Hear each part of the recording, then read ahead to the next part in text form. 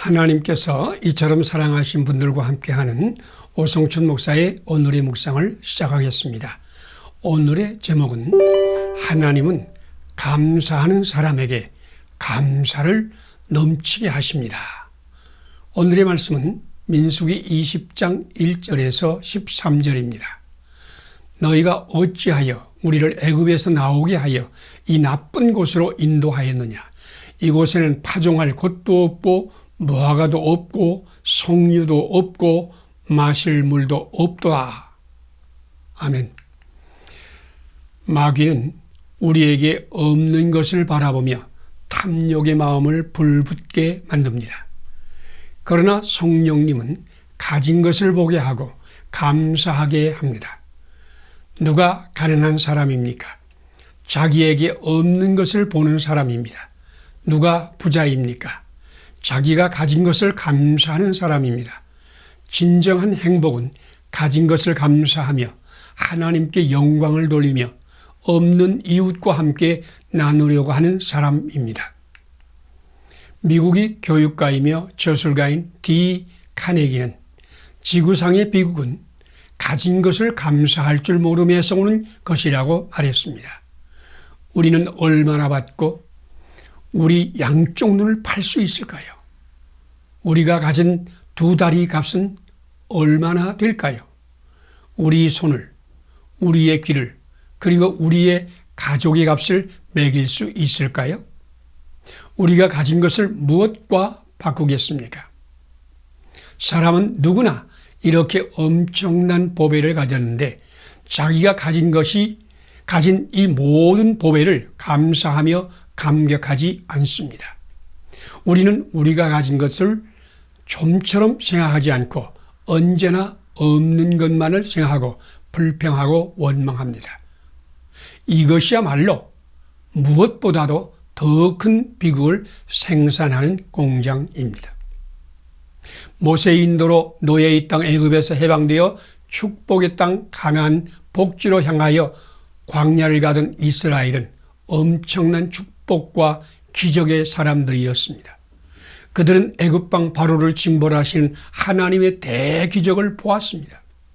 하나님께서 그들과 함께하여 불기둥과 구름기둥으로 인도하시고 매일같이 하늘의 만나로 먹이시고 40년 동안 의복이 헤어지지 아니하게 하시고 발을 부르뜨지 않게 하시는 등 엄청난 하나님의 임재를 체험하며 광야의 길을 가게 하셨습니다. 그런데도 이스라엘은 자기가 받은 것을 감사하지 아니하고 없는 것을 바라보며 원망하며 다투었습니다. 그러나 모세는 자기가 받은 것을 바라보며 회막문에 엎드렸습니다. 그러다 하나님의 영광이 그에게 나타나고 반석에서 물을 내는 기적을 일으켰습니다. 당신은 지금 가지지 못한 것을 보며 원망하고 있지 않습니까? 당신과 함께 하시는 임마누엘 하나님을 바라보며 감사드리고 있습니까? 함께 기도드리겠습니다. 축복하는 자에게 복을 더하시고 감사하는 자에게 감사를 넘치게 하시는 하나님, 우리를 이처럼 사랑하시는 임마누엘 하나님을 바라보며 감사하게 하소서.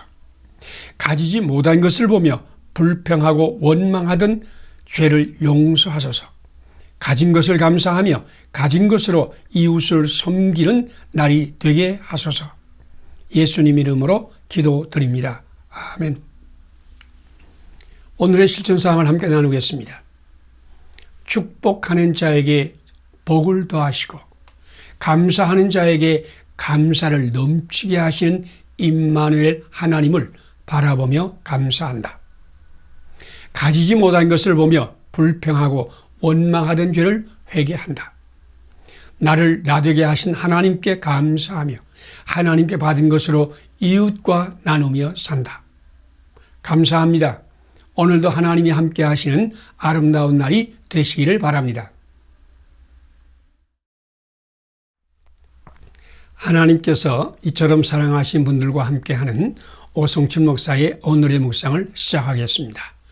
오늘의 제목은 하나님의 약속의 말씀을 심는 자는 믿음의 열매를 풍성히 거둡니다.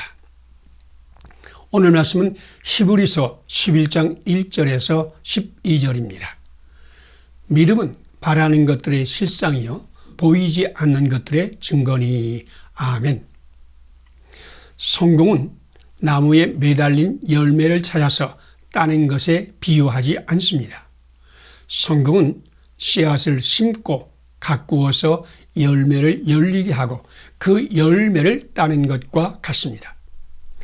아름다운 조각은 돌 속에 숨어있는 아름다움을 발견하고 꺼내는 것이 아니라 조각가의 마음에 품은 아름다움을 돌에 옮겨 놓는 것입니다.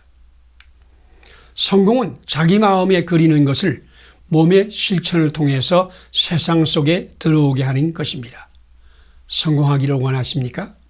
먼저 마음에 건강하고 유쾌하고 아름다운 미래를 품으세요. 그런 다음 끈기를 가지고 마음에 품은 영상을 최선을 다해서 삶 가운데 실현하세요.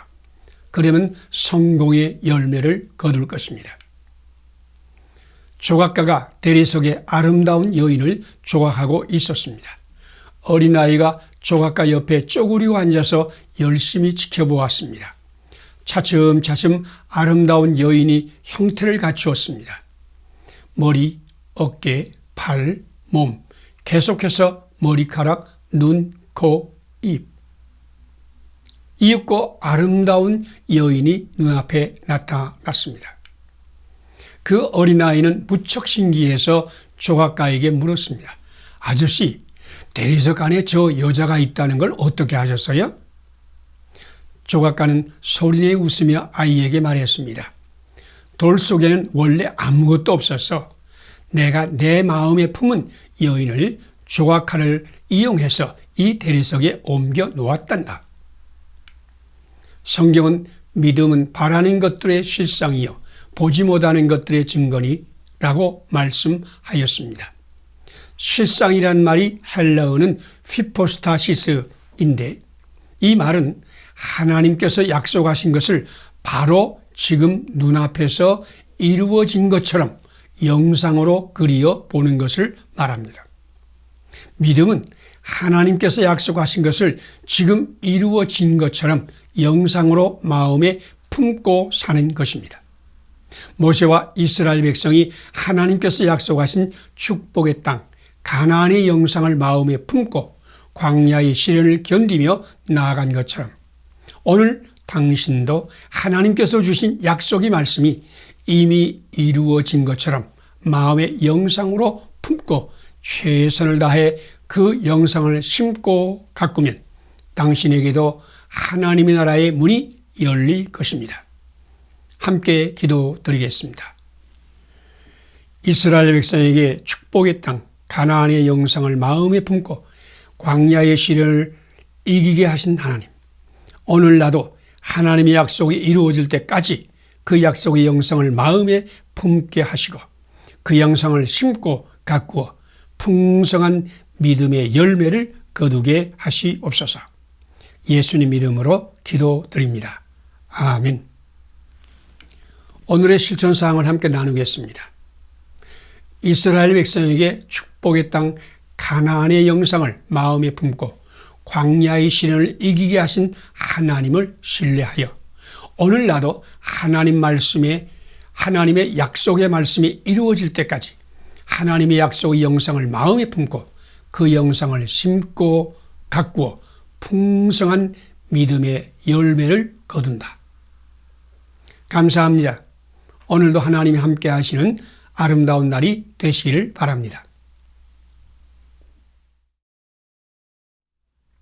하나님께서 이처럼 사랑하신 분들과 함께하는 오성춘 목사의 오늘의 묵상을 시작하겠습니다. 오늘의 제목은 그리스도 예수 안에서 폐품 인생은 보물 인생으로 변합니다. 오늘의 말씀은 고린도후서 5장 17절에서 21절입니다. 그런즉 누구든지 그리스도 안에 있으면 새로운 피조물이다. 이전 것은 지나갔으니 보라 새 것이 되었도다. 아멘. 보는 사람에 따라서 세상은 폐품이 되기도 하고 보물이 되기도 합니다. 이것은 우리 인간의 비유입니다. 우리의 눈에는 우리 자신이 쓸모없는 천덕꾸러기 인생으로 보일지라도 하나님은 우리를 이처럼 사랑하여 자기 독생자까지 아낌없이 보내셨습니다. 우리 눈으로 보면 의인 없나니 하나도 없으며라고 세상을 탄식하지만 누구든지 그리스도 안에 있으면 새로운 피조물이 되고 화목의 사자가 되고 하나님의 의가 됩니다. 산속에 사는 한 남자의 집에 거대한 석상이 하나가 집 앞에 진흙구덩이에 누워 있었습니다. 어느 날 학자 한 분이 이곳을 지나다가 석상을 발견하고 그 석상을 팔라고 했습니다. 그 남자는 더럽고 냄새나는 돌을 그 학자에게 은화 한 양에 팔았습니다. 그 남자는 은화 한 양도 생기고 마당을 어지럽히던 더러운 석상도 치울 수 있어서 매우 기뻤습니다. 몇 달 후에 산속에 사는 그 남자가 성으로 들어갔는데 웅장한 집 앞에 한 사람이 서서 큰 소리로 어서 와서 보세요. 세상에서 가장 섬세하고 아름다우며 기묘하기까지 한 조각상을 감상해 보세요. 이것은 정말 세계 최고의 걸작입니다. 라고 외치고 있었습니다. 그는 그 말을 듣고 호기심에서 은화 2냥을 내고 그 집 안으로 들어가 보니 자기가 은화 한 양에 팔아버린 바로 그 석상 앞에 사람들이 모여서 감탄을 연발하고 있었습니다.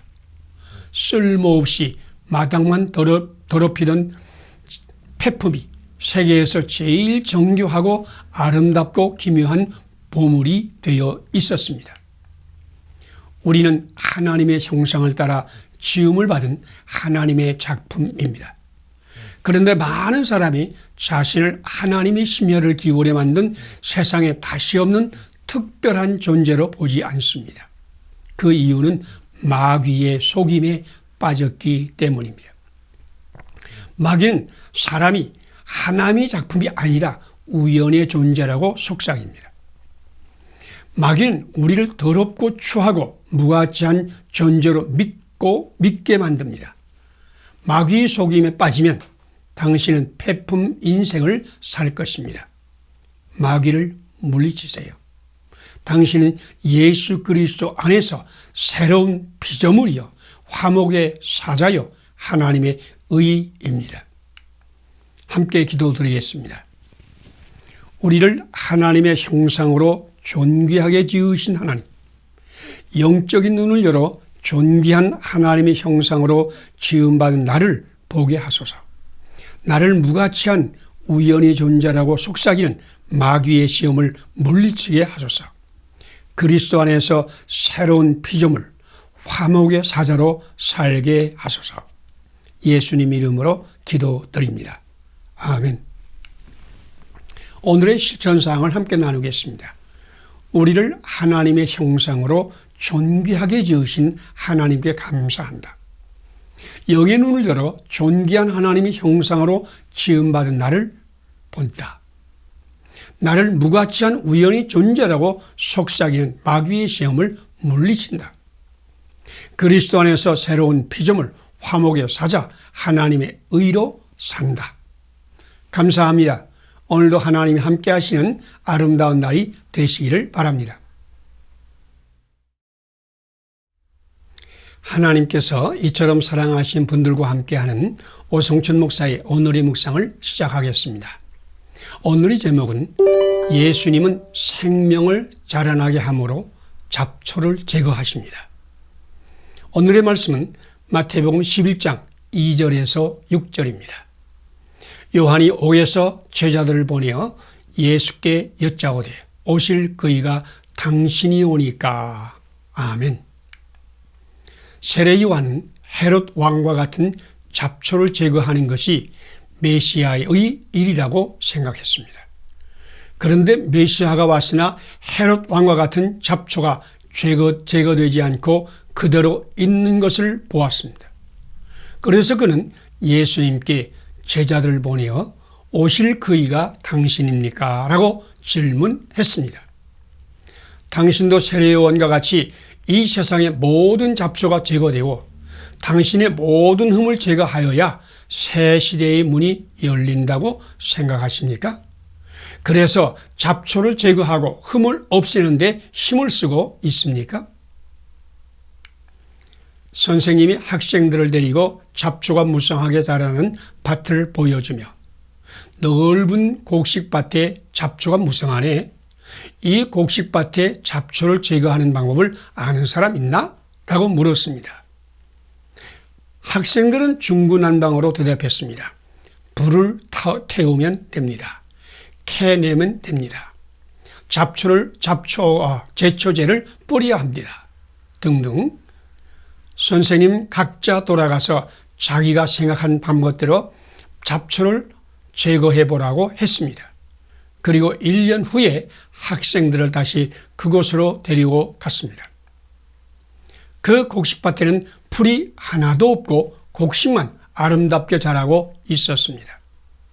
선생님은 학생들에게 곡식밭에 자라나는 잡초를 없애고 싶다면 그 밭에 아름다운 식물을 심고 열심히 가꾸면 되는 것이다.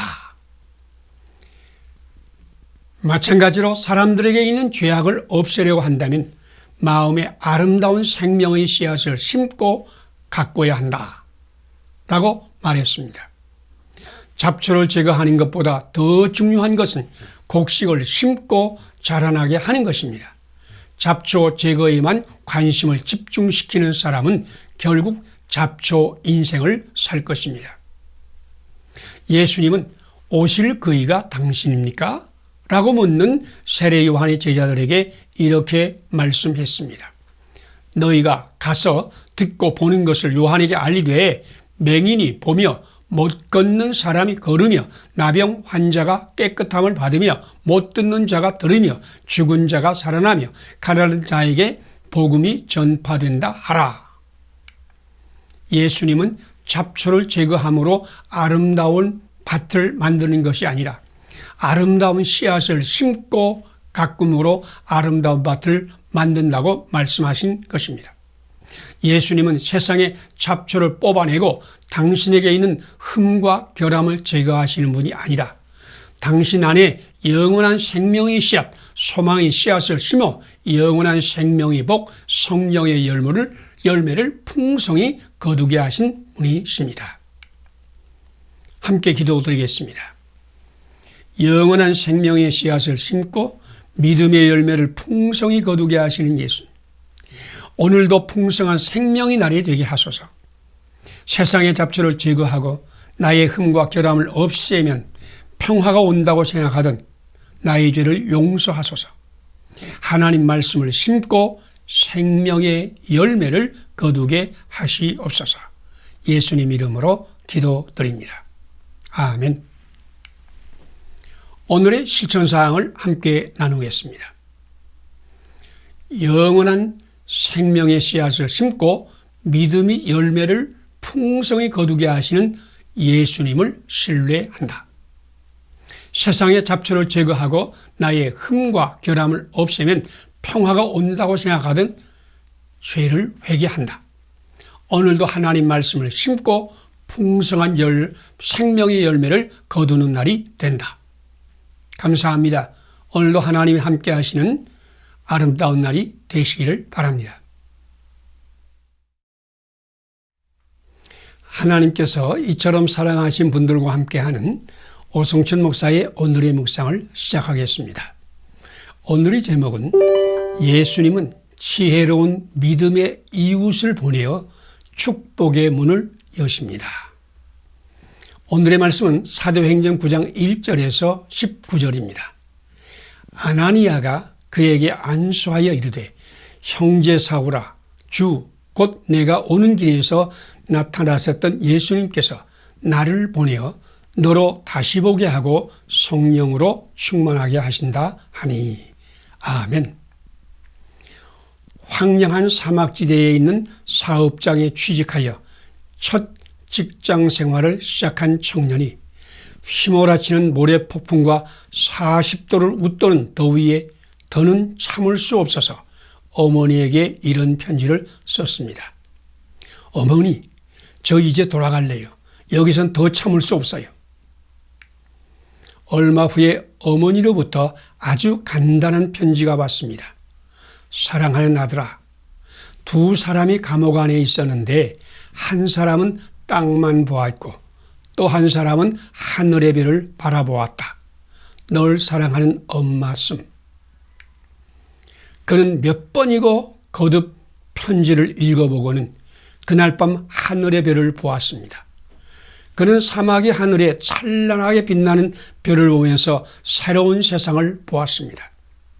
땅만 바라보며 불평하고 원망하던 자기를 돌이켜 하늘의 별을 보기로 작정하자 열악한 환경은 재미있는 모험이장이 되고 저주스러운 사막에는 숨겨진 보화가 반짝거리고 그에게는 축복의 문이 열리고 새로운 인생의 문이 열렸습니다. 세월이 흘러서 그가 사막의 직장을 떠날 때 그는 사막을 사랑하고 아끼는 사막의 전문가가 되어 있었습니다. 무엇이 그 청년의 마음에 이런 변화를 가져다 주었을까요? 그에게 영의 눈을 열어 닫혀 있는 마음과 영의 눈을 열어주고 새로운 세상의 문을 열어준 것은 어머니의 지혜로운 멘토, 사랑의 뜨거운 가슴을 가진 현명한 제3자였습니다. 하나님은 우리에게 아름다운 이웃, 지혜로운 멘토를 보내어 축복의 문을 열어주십니다. 종교적인 신념으로 영의 눈이 닫혀 예수님을 핍박하던 사울은 다메섹 도상에서 예수님을 만난 후에 3일간 먹지도 못하고 마시지도 못하는 혼란과 저주에 빠졌습니다. 우리 주 예수님이 이런 사울에게 아나니아를 보내셨습니다. 예수님 말씀을 전하고 안수하여 기도하는 아름다운 이웃 아나니아를 만날 때 사울은 성령님으로 충만을 받았고 어두웠던 눈이 치료를 받았고 영의 눈이 열려서 주 예수님을 믿고 죄 용서를 받았습니다. 오늘 예수님은 아름다운 이웃, 지혜로운 멘토, 현명한 제3자를 당신에게도 보내어 당신에게도 축복의 문을 여실 것입니다. 함께 기도드리겠습니다. 지혜로운 믿음의 이웃을 보내어 축복의 문을 여시는 예수님, 오늘 나에게도 아나니아와 같은 믿음과 지혜의 멘토를 보내어 나의 영의 눈을 열어 주게 하소서. 땅만 보며 탄식하던 나를 용서하소서. 영의 눈을 크게 열어 주 예수님의 크고 놀라운 사랑을 보며 전하게 하소서. 예수님 이름으로 기도드립니다. 아멘. 오늘의 실천사항을 함께 나누겠습니다.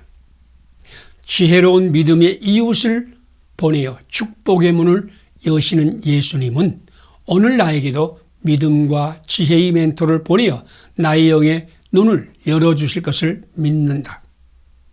땅만 보며 탄식하던 나를 회개한다. 영의 눈을 열어 주 예수님의 크고 놀라운 사랑을 보며 이웃에게 힘써 전한다. 감사합니다. 오늘도 하나님이 함께 하시는 축복의 날이 되시기를 바랍니다. 하나님께서 이처럼 사랑하신 분들과 함께하는 오성춘 목사의 오늘의 묵상을 시작하겠습니다. 오늘의 제목은 하나님의 영광은 성도의 영적인 목표입니다. 오늘의 말씀은 고린도전서 10장 31절에서 33절입니다. 그런즉 너희가 먹든지 마시든지 무엇을 하든지 다 하나님의 영광을 위하여 하라. 아멘.